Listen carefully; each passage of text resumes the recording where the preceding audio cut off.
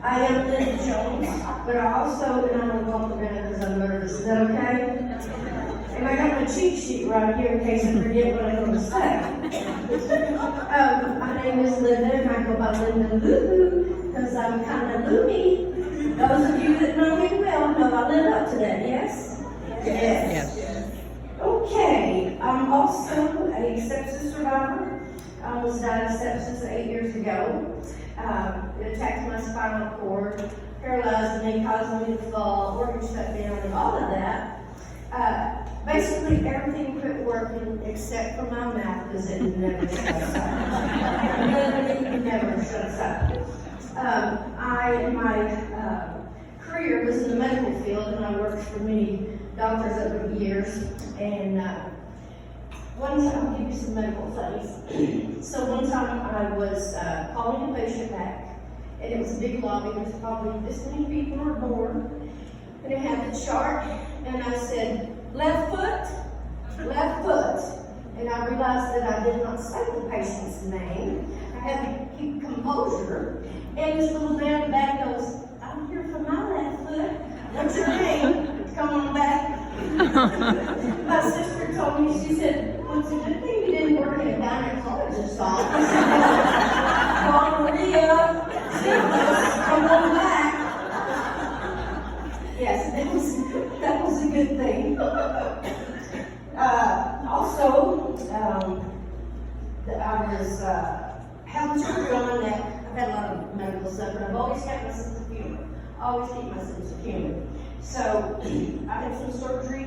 You know, when you sign those little papers that all this stuff could possibly happen, yeah, all the weird stuff happens to me. So still working, and so the right side of my face was paralyzed for several months. So I still need to go to work, right? So I'm calling a patient back, and let's just say Linda Jones, come on back. And the receptionist said, she can't hear you, she's deaf. And I said, well, maybe she can read my lips. She said, no, your lips are crooked. You're right. You are so right. How could you read my lips? Okay, you don't have to raise your hand if you've ever done this before, but because I've done a lot of dumb things. If I at least wake up in the morning, I'm probably going to do something dumb during the day. Some of this is way far back. I was getting some gas one time, and I pulled in, and a little card thing wouldn't work, so I had to go inside and pay for my gas. So I did that, came back outside, got in my car, and took off. So I'm looking about a half a block away from the station. I'm looking in my rearview mirror, it looks like there's a snake back there, or an alligator following me. What is that? So I went back to the gas station, and I said, I'm sorry, I did a really bad thing. She said, what did you do? I said, I just drove off with your gas pump. I said, how much is that going to cost me? And she said, oh no, it happens. And I said, really? I've never heard that about people before. So I couldn't decide what I wanted to smell out tonight. I was trying to smelling me. But for you ladies that go with bath, body, and works, sometimes I don't know if I want to smell like a flower or a cucumber. So tonight I'm a cucumber. Let's see. Okay, we did that. We did that. Everyone knows I love cake, right? Those of you that know me know I love cake. So in Lubbock, Texas, where I'm from, there was this bakery. This is Camp's Bakery. And I had a good job. I could afford to buy a cake every week, and I did.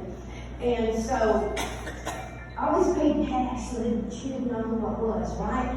So I go in there, and I say, oh, and I tell you, cream cheese is my favorite. I get chills just thinking about all that ice. It's so good. That's my drug of choice, sugar. So I pick out a cake, and she said, you want something on it? And I said, yeah. Put good old Linda on there. She said, okay. And then next week I might go in and get another cake. You want something with it? Yeah, put happy shoe shopping, Linda.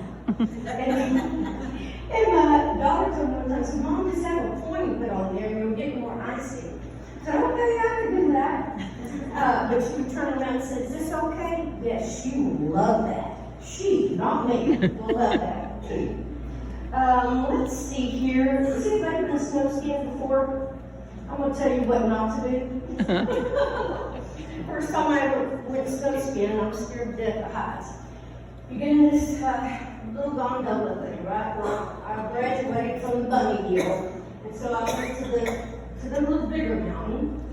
Me and this other lady were in the chairs, and was taking us up the mountain.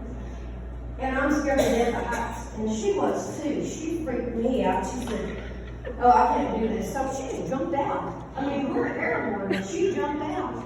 Well, I didn't want to jump on her, so I went a little bit farther, and I jumped out. And I didn't see anybody else going back around. I was like, I'm going to be stuck up there. I'm going to fall. Nobody's going to know where I am.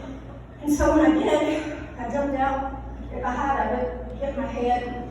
My skis were all like this. And I was like, if you can just untie my legs, I think I can go down the mountain. He said, oh no, your skiing is over. So then they put me on this little, what's the boogie board thing, snowmobile, had me all wrapped up in wool, all you can see is my eyes. Well, my husband, I didn't know it at the time, had to speed right past me because he'd go into the big, huge mountains and all that. And he told somebody, he said, oh, that's probably not right. And when he got to the clinic where it was, I said, that was your wife. That was me. That was me. He said, well, I didn't see your name on the bulletin board. Well, it was up there. And parasailing. Anybody been parasailing before? I know what that is? Okay, I told her not to do. Okay. In Mexico, I was going to parasailing. They put you in this little harness thing. You're supposed to, they do it different now. You get in a harness off the sand beach, the boat goes out there and it pulls you up. I watched everybody else do it, but I don't always pay attention to the instructions. That's the bad part. So I get up, scared to death. You're supposed to be sitting, but somehow the harness wasn't on good, and I was like sliding through it. So I'm just like holding on for dear life. And then I started relaxing a little bit, and I was going up over this cruise ship and all this. And then the people, when it's time to sort of coming back, the people down below were just waving, and I was like, oh, hi, how are you? I'm looking down there. They were trying to tell me to pull the little scarf thing here to turn the parachute around. Well, I didn't get that message. And so I'm about from here to Dottie over here. And the people in the 60th floor of the Fiesta Americana Hotel were staring at the big bug eyes that I was headed right for them. It was like, what? So I pulled it, and then I took all the palm trees all the way down to the ground. The next year when we went back, they had a little sign on the table that said, parasailing may be dangerous to your health. Am I done? Am I done?